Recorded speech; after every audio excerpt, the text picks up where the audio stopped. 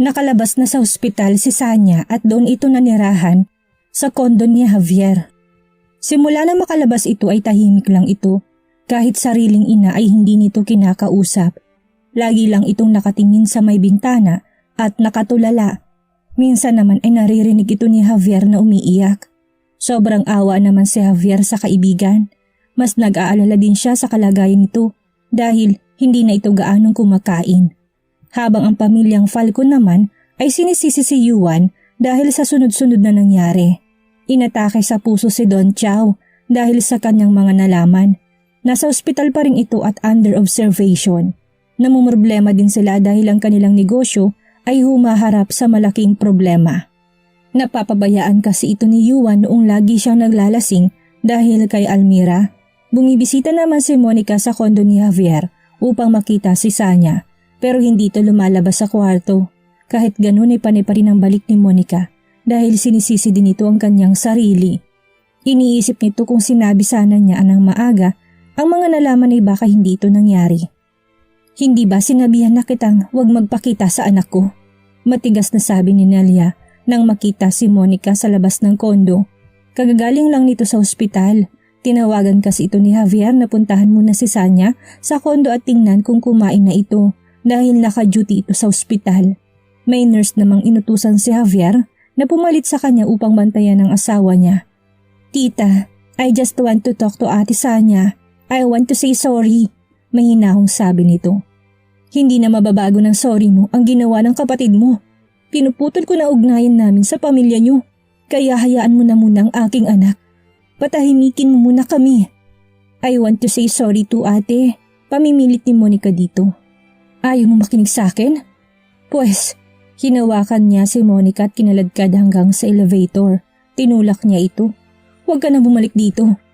Kahit kailan, hindi ko na mapapatawad ang kapatid mo sa ginawa niya sa anak ko. Sabi nito bago tinalikuran si Monica at naglakad palayo. Kinuha naman ni Monica ang bag na nahulog dahil sa pagtulak sa kanya, sumakay na lang ito sa elevator at naisipang bumalik na lang bukas. Hindi ito susuko hanggang hindi siya nakakausap ni Sanya. Sanya anak, tawag ni Nelia na makapasok sa kondo. Nagtungo ito sa may kwarto upang tingnan si Sanya. Pero nagulat ito nang hindi niya makita si Sanya. Mabilis itong naglakad sa banyo upang matingnan kung nandoon. Diyos mio! Halos liparin ni Nelia ang kinaroroonan ng anak nang makita itong sobrang basa dahil sa tubig na galing sa shower. Pero kinatatakutan ito'y makita itong may hawak na kutsilyo habang nakatuon sa kanyang pulso. Anak, huwag mo itong gagawin! Umiyak na sabi nito habang kinuha ang hawak na kutsilyo ng anak. Niyakap nitong anak nang mahigpit at napahaguluhol ito ng iyak. Wala na itong pake kung nabasa na rin ito. Tanging nasa isip niya ang anak. Mabuti at pinatingnan ito ni Javier sa kanya. Kung hindi ay malamig at duguan na bangkay niya maaabutan ng anak. Anak, huwag mo naman takutin si nanay. Lumuluhang sabi nito. Habang nakatulala lang si Sanya at parang walang naririnig. Mababaliw ako anak kapag nawala ka sa akin. Nandito lang naman si nanay, hindi kita iiwan, kaya lumaban ka anak. Alam kong malakas ka. Hinaplos nitong mukha ng anak. Tahimik lang lumuluha si Sanya at hindi pa rin ito nagsasalita. Walang kahit anong hikbi ka maririnig sa pag-iyak nito. Tulala itong lumuluha. Tumayo si Nelly at pinatay ang shower. Kailangan mo magpalit ng damit, magkakasakit ka niyan. Tinayo nito si Sanya at lumabas sila sa banyo. Naghanap ito ng damit para sa anak habang si Sanya ay nakatayo at tulala. Sobrang layo ng kanyang mga tingin. Binihisan ni Nelly ang anak. Pagkatapos ay pinaupo niya ito sa kama at dahan-dahang sinuklayan ng anak. Sa takot ni Nelly na iwan ng anak na mag-isa ay dinala niya ito sa may sala upang makita niya habang nagluluto siya. Nakatulala lang si Sanya, nakaupo. Hindi mapigil na mapaluhan ni Nelly sa kanyang nakikita. Panay ang tingin ni Nelia sa anak kaya bigla niyang nabitawan ng plato. Nang makitang tumayo ang anak, naging sani ito ng malakas na tunog ng mga basag. Ah! Sigaw ni Sanya habang takip-takip nitong tenga. Napaupo ito sa may sahig at nanginginig ito sa takot. Nagmamadali naman itong nilapitan ni Nelia. Hindi na nito pinansin ang basag na plato. Naapakan niya ito pero hindi ito naging hadlang upang lapitan ang anak na takot na takot. Hindi niya pinansin ang kirot ng kanyang sugat at mabilis niyang niyakap ang nanginginig na anak. Nandito lang si nanay. Mahinang sabi nito habang hinihima sa likuran ni Sanya. Ilang oras ding pinapakalma ni Nelly ang anak hanggang sa kumalma ito. Umupo si Nelly at pinahiga ang anak sa kanyang mga hita habang sinusuklay nitong buhok gamit ang kamay. Kinantahan niya ito ng paboritong lullaby noong bata pa ito hanggang sa makatulog si Sanya. Hinawi nitong buhok na nakatakip sa mukha ng anak. Lumaban ka para kay nanay, anak. Nahinang sabi nito. Naaawa siya sa kanyang anak. Kung pwede palang akuin niya lahat ng sakit na nararamdaman ng anak ay gagawin niya. Sobrang itim na ng gilid ng mata nito at mas lalo itong pumayat dahil hindi ito gaanong kumakain. Natatakot siya at baka sumuko ang katawan ng anak at magkasakit ito. Hindi na nito alam kung anong kanyang gagawin sa kanyang anak. Labis na siyang nag-aalala dito. Dahan-dahan niyang inabot ang unan at pinaunan sa anak. Napatingin sa kanyang paang dumudugo. Nilinis niya ito upang hindi ma-infection, saka nilinis ang nabasag na plato. Pinagpatuloy nito ang pagluluto, ginising niyang anak upang kumain. Dahil tulala ito't mukhang wala sa sarili, kaya sinubuan ito ni Nelia. Uminom ka ng tubig, anak. Nilapit nitong baso't dahan-dahan naman itong ininom ni Sanya. Matapos pakainin ng anak ay hinugasan nito ang pinagkainan. Binalikan nitong anak dahil sa takot na pwede nitong gawin sa sarili. Dinala niya ito sa kwarto at doon pinatulog. Nang makatulog ay lumabas ito sa kwarto. Doon niya nakita si Javier na kararating pa lang. Halatang pagod ito galing sa trabaho. Kamusta siya, tita? Nakangiting tanong nito at nagmano kay Nelia. Javier, ano bang dapat nating gawin? Naiiyak na sabi nito. May problema ba, tita? Naabutan ko siya kanina. Basang-basa tapos may hawak na kutsilyo. Javier, kung hindi ako dumating baka napano na siya. Hindi na nito napigilan ng maiyak. Ipapatingin natin siya sa doktor, tita. May kilala ako. Sabi nito. Malaki ng utang na loob namin sa iyo, Javier. Ikaw nang umako sa pagpapagamot sa asawa ko. Wala yun, tita. Kusa ko itong pagtulong. Wag! Wag! Napatakbo naman sila nang marinig ang malakas sa sigaw ni Sanya. Naabutan nila itong umiiyak at nanginginig sa takot. Umalis ka! Nanginginig na sigaw nito, kaya nilapitan ito ni Nelly at hinawakan. Umatras ito dahil sa takot. Sina nito, anak? Mahinang sabi ni Nelia at hahawakan sana nito ulit si Sanya pero sumigaw ito. Huwag ka lalapit, parang awa mo na. Huwag! Nagsisigaw ito sa takot. Naiiyak naman si Nelia dahil sa nakikita niya. Kahit panay ang tulak ni Sanya sa kanya ay niyakap niya pa rin ito. Wala itong paki kung nasasaktan siya. Si nanay ito, anak. Si nanay! Umiiyak na sabi nito habang panay pa rin ang sigaw ni Sanya. Nandito lang si nanay, huwag ka na matakot. Ilang minuto din bago kumalma si Sanya. Lumabas naman si Javier upang kumuha ng tubig. Binigay niya isang basong tubig kay Nelia upang ito'y mapainom. Ayaw ni Javier matakot si Sanya. Naging matatakotin kasi ito simula noong nangyari. Kumain ka na doon, may niluto ako, sabi ni Nelia kay Javier. Hindi kasi ito makaalis dahil mahigpit na nakayakap si Sanya dito habang mahimbing na natutulog. Kumain na ba kayo? Susunod ako, hindi ko kasi ito maiwan. Tumangulang si Javier at lumabas ng kwarto. Nag-shower muna ito bago ito kumain, saka nagpahinga dahil pagod din sa trabaho. Nagising ito sa malakas na katok. Pikit pang mga mata nitong bumangon at nagtungo sa pintuan upang buksan ito. Javier, nawawala si Sanya! Naiyak na sabi nito. Hindi maipaliwanag ni Nelia ang kabang nararamdaman. Nawala naman ang antok ni Javier dahil sa kanyang narinig. Anong ibig niyo sabihin? Pagising ko wala na siya sa tabi. Huwag na kayo umiyak, mahanap natin siya. Nagmamadali silang lumabas sa kondo upang hanapin si Sanya. Tanging pajama at sando lang ang suot ni Javier dahil hindi na ito nag-abalang magbihis dahil sa labis na kaba. Hinanap nila ito sa bawat sulok. Naghiwalay sila para hanapin si Sanya. Sanya, anak! Sigaw ni Nelia. Labis na ito nag-aalala dahil alam nitong wala sa sarili ang anak. Natatakot itong mapahamak ang anak. Pinagpawisan na ito sa kakatakbo at kakahanap sa kanyang anak. Sanya! Malakas na sigaw nito nang makita ang anak na tulalang naglalakad. Labis ang kaba nito dahil baka masagasaan ito. Mabilis nitong tinakbo ang anak nang makitang may sasakyan na parating sa kinaroroonan ng anak. Buong lakas niyang tinulak ang anak upang hindi masagasaan pero ito naman ang nahagip na sasakyan. Tumilapon si Nelia dahil sa lakas ng pagkakabunggo nito. Tita! Malakas ang sigaw ni Javier nang makita si Nelyang nahagip ng sasakyan. Nakahandusay ito at naliligo sa sariling dugo. Nahihirapan itong huminga at parang may sinasabi. Habang nakatulala naman si Sanyang nakatingin sa kanyang duguang ina, habang tumutulang kanyang mga luha. Maraming tao ang nagsitinginan at may tumawag na rin ng ambulansya para sa tulong. Hinihingal naman nakarating si Javier sa pinangyarihan. "Tita!" Hiningal na sabi nito. "Saan niya?" Nahihirapang sabi nito habang nakatingin kay Javier. Pilit itong tinaas ang kamay. "Kumapit kayo, tita," ani ni Javier. May dumating naman agad na ambulansya at sinakay ito. Nilapitan ni Javier si Sanya, nakatulala at sinakay din sa ambulansya upang isama. Hindi ito pwedeng iwan ni Javier, lalo na sa kalagayan nito ngayon. Pagdating nito sa ospital ay agad sinabi ng doktor na dead on the arrival na ito. Kaya napahilamos na lang si Javier dahil dito habang si Sanya ay tahimik sa may gilid at walang tigil ang kakaiyak. Nakiusap muna si Javier sa kilalang nurse. Nabantayan muna si Sanya habang inaasikaso nitong bangkay ni Nelia. Simula noong nangyari mas lumala si Sanya. Hindi na ito nakakausap at palagi nang tulala. Ilang araw na ding hindi ito gaanong kumakain at panay lang ang tingin nito sa ina na nasa kabaong. Wala itong tulog dahil ayaw nitong umalis sa kabaong ng ina. "Sanya, magpahinga ka na muna," mahinang sabi ni Javier dito, pero parang wala itong naririnig. Panay lang itong haplo sa kabaong at nakatitig sa ina.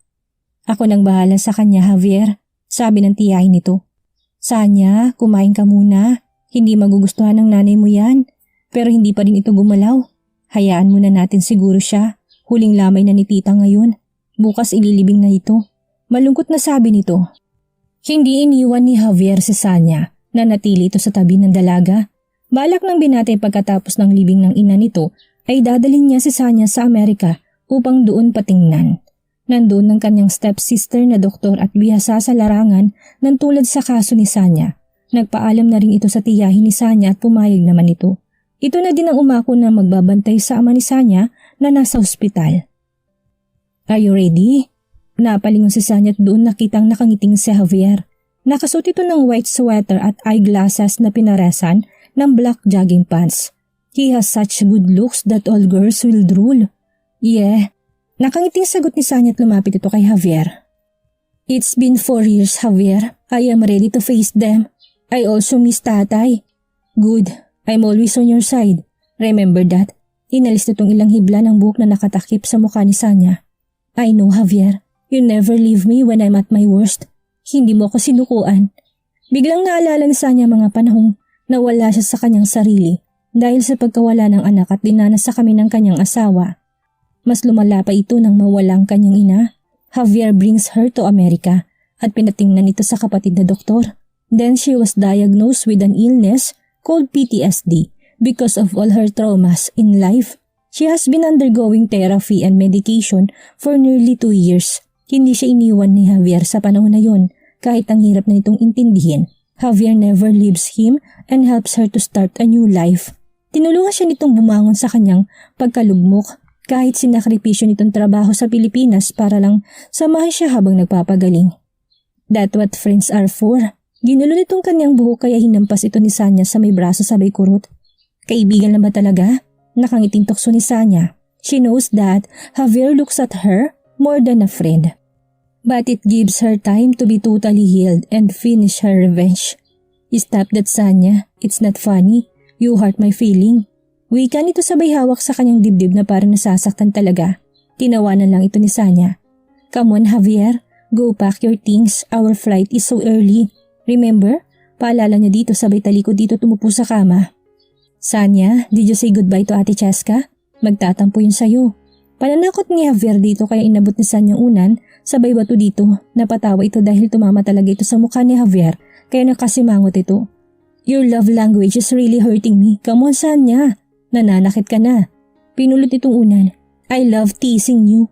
Pag-amin ni Sanya, ang dali kasi nitong maasar at mapikon kahit maliit na bagay kaya gusto itong pagtripan ni Sanya. "Oh, so you tell me you're in love with me?" he asked, grinning.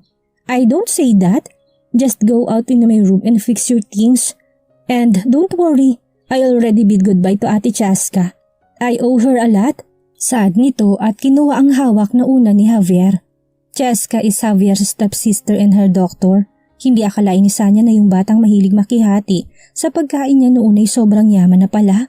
Kilalang ama nito bilang pinakamagaling na neurosurgeon sa Amerika at Pilipinas. Kilalang pamilya ng kanyang ama sa larangan ng medisina, kahit ang kapatid nito sa ama at mga pinsan ay mga doktor sa iba't ibang larangan. Noong mag-college si Javier ay nagpakilalang ama nito. Noong unay may galit si Javier dito dahil ilang taon din niya itong hinanap. Pero kalaunan ni natanggap naman niya lalo't bumawi ito. May pamilya na din pala ito sa ibang bansa at sobrang tanggap naman ni Javier pati sa kapatid nito. Kahit si Sanya tinanggap nila, kahit hindi ito parte ng pamilya, tinuring siyang pamilya. Maski nagulat pa nito ay pag-aari pala ng ama nito ang hospital kung saan nako-confine ng ama niya noon. Kahit sobrang yaman ito hindi ito mayabang at matulungin pa rin ito. Ayaw din itong sinasabihan siyang mayaman.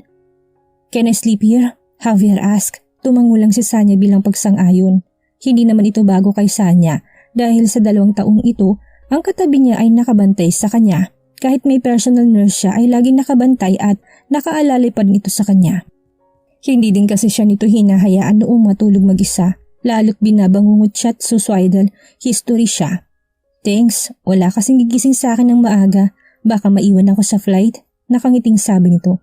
"Ginawa mo pa akong alarm clock?" Inirapan ito ni Sanya, narinig niyang mahinang tawa ni Javier. "Alis na," taboy niya dito. Ay, Captain," natatawang sabi nito sabay takbo palabas. Napailing na lang si Sanya sabay higa sa kanyang kama at nakatingin sa kisame. Aaminin niya na may kaunting takot siya sa kanyang pagbabalik doon. Lalo't hindi maganda ang mga alaalang naiwan niya doon. Pero kailangan niyang harapin ang kanyang kinatatakutan at kailangan niyang iganti ang kanyang anak, ina at sarili sa kanyang asawa at pamilya nito. Malaki ang kasalanan nito sa kanya at sa kanyang pamilya. Kailangan na din niyang bumalik doon upang makitang ama't madalaw ang puntod ng ina. Masakit man sa kanya dahil pagbalik niya doon ay wala na ang ina. Kahit ilang taon na ang nakalipas ay parang sariwa pa rin ang sakit nito.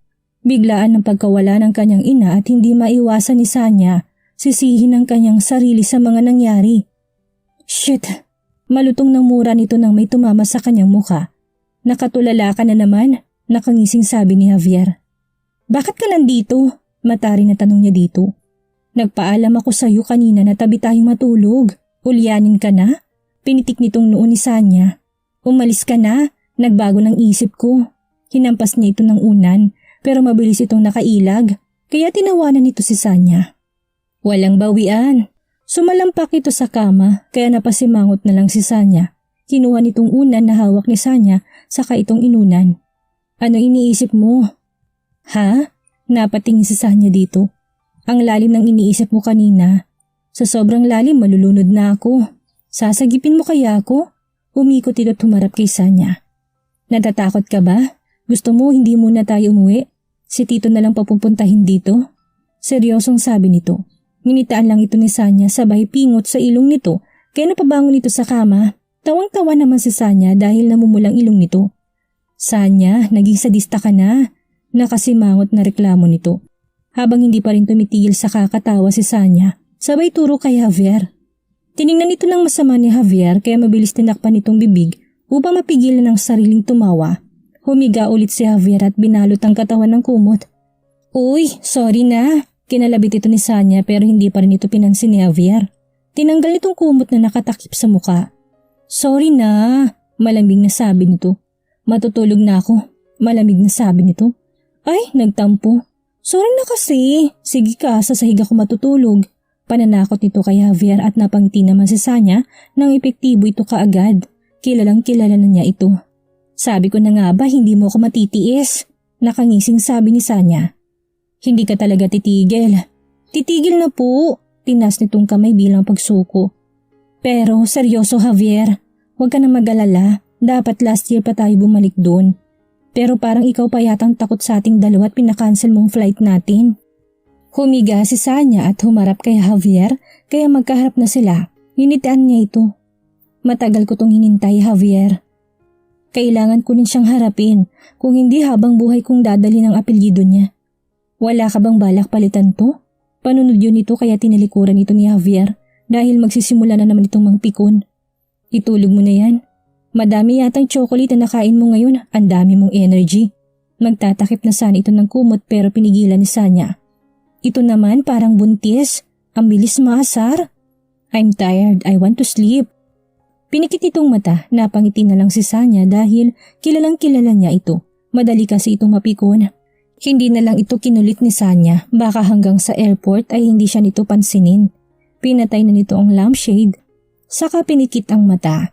Ang daya mo naman, Javier. Bakit hindi mo ko ginising? Tingnan mo itsura ko ngayon sa kakamadali. Nakabusangot na reklamo nito habang nakasunod kay Javier na abala sa paghila ng kanilang gamit. Kanina pa kita ginising. Hindi ko nakasalanan kung tulog mantika ka. Kulang na lang buhusan kita ng tubig. Uwi ka nito. Sana ginawa mo para naman nagising ako. Tingnan mo ngayon. Binilisan itong maglakad at hinarangan si Javier at pinakitang itsura niya. No need to worry, Sanya. You're still beautiful in your look. Nakataas ang kilay habang sinasabi nito bago nilagpasan si Sanya. Naiwan namang nakatunganga si Sanya. Nang mapansin ni Javier na hindi na ito sumusunod ay nilingon niya ito. Sanya, mamaya ka nakiligin. Kailangan na natin maka-check-in kung ayaw nating maiwan dito. Malakas na sabi nito. Buisit naman, Javier. Mura nito ng matauhan at nakasimangot itong maglakad. Umiling-iling na lang si Javier at pumila na para mag-check-in.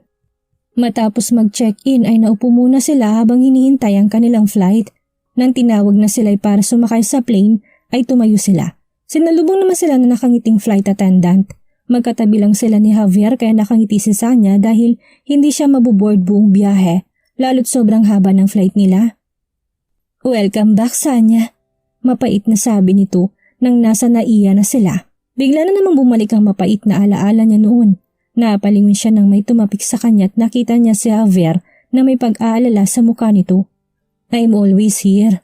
Paalalin to sa kanya kaya nginitaan niya ito. Sabay silang naglakad palabas ng airport. Sanya? Javier?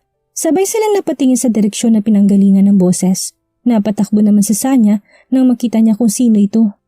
Tatay! Masayang sabi nito sabay mahigpit na yakap sa ama. I miss you so much, tatay.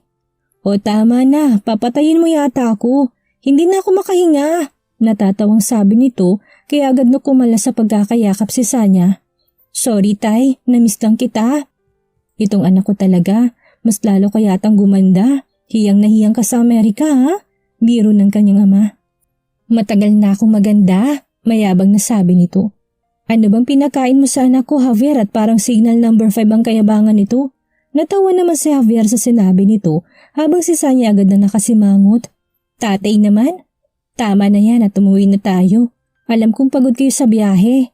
Tinulungan nito si Javier sa pagdala ng gamit habang si Sanya ay naunang maglakad na walang dala dahil prinsesa ito ng dalawa. Sumakay sila sa dalang sasakyan ng kanyang ama. Nasa backseat sina Javier at Sanya. Saan kita ihahatid, Javier? Gusto mo sa bahay na lang namin? Mag-isa ka lang sa kondo mo? Napatingin naman si Sanya kay Javier. Tinatanong ka? Pwede bang sa inyo na lang? Nasanay na yata ako nakikita ang mukha mo. Inirapan ito ni Sanya. Sa bahay na lang natin, tay. Tayo lang naman ang nandoon tapos sinangkuring. Saad ni Sanya. Sinangkuring ang kasambahay nila ni Sanya at itong nakasama ng kanyang ama sa ilang taong nasa Amerika siya. Mabuti naman, may isang kwarto pa naman na bakante doon. Malaki din ang utang na loob ko sa batang to. Sabi ng kanyang ama habang abala sa pagmamaneho. Tito naman, parang hindi tayo pamilya at laging binabalik yun. Hindi ko naman kayo sinisingil. Napakamot sa ulo si Javier. Naku, kahit sabihin mo yan sa akin, hindi ko pa rin malilimutan ang ginawa mo sa akin at sa anak ko. Hindi na lang nagsalita si Javier dahil alam na naman itong wala siyang laban dito dahil hindi ito magpapatalo.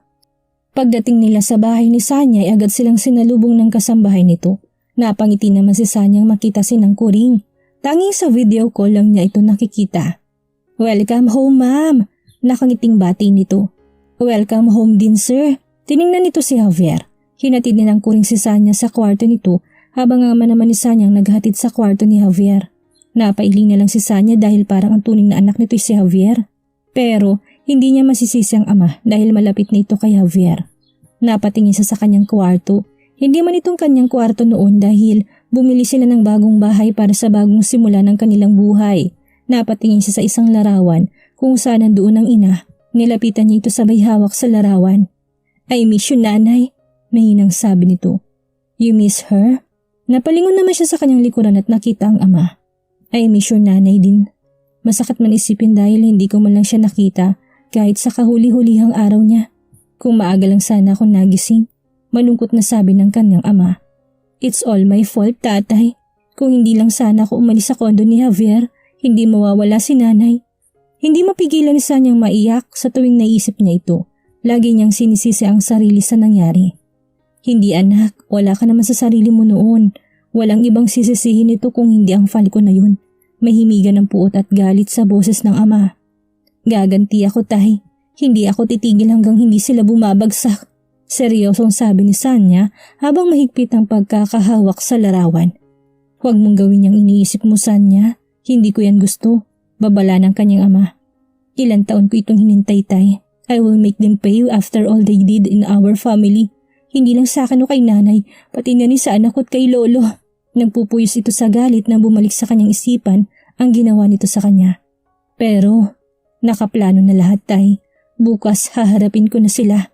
Matapang na sabi ni Sanya. Hindi siya umuwi dahil namimiss niya ang Pilipinas kung hindi dahil sa mga Falcon.